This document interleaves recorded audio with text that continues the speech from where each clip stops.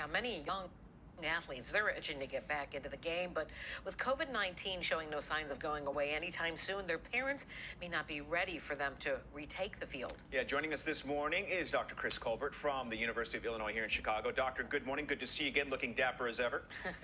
Yeah, I appreciate that. Good morning. How are you doing? All right, good. Well, Doctor, we are seeing a spike, as Anita mentioned, in new coronavirus cases. It's got to have parents concerned about a return to sports, and in particular, Doctor, football, because let's face it, there's no sport with more contact. What sort of precautions, in your mind, need to be made before a parent can feel safe about having their child return to the gridiron? You know, those are great questions because here's the thing. As not only a father, but also a physician, you want to have your children engaged in all sorts of activities and also be safe. There are many things you can ask prior to practice. Are they taking the temperature of the actual players? What type of precautions are the coaching and coaching staff making? Are they wearing masks?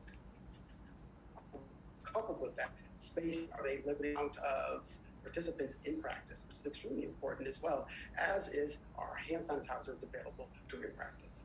All right, let's talk about the different types of sports because maybe there are some that are a little safer than others. I'm thinking track and field. Can you think of any sport that, doesn't have as many challenges as, say, something like football or basketball?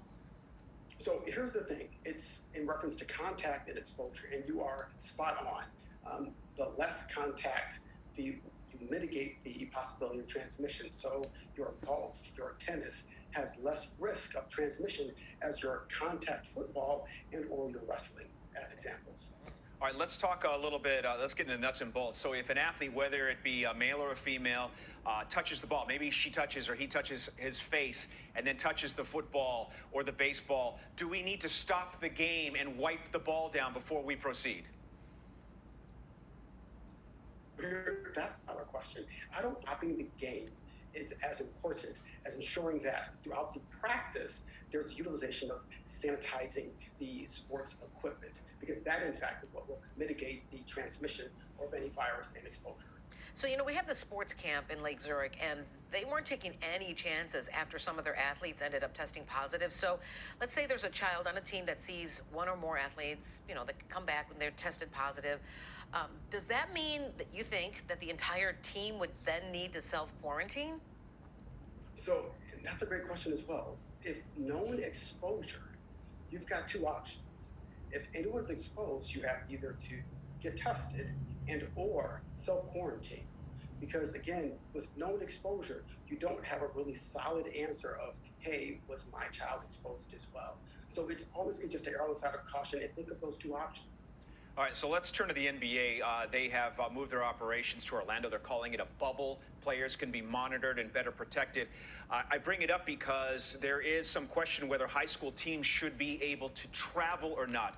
In your mind, would it be safer and smarter to perhaps limit them to a given region? Definitely.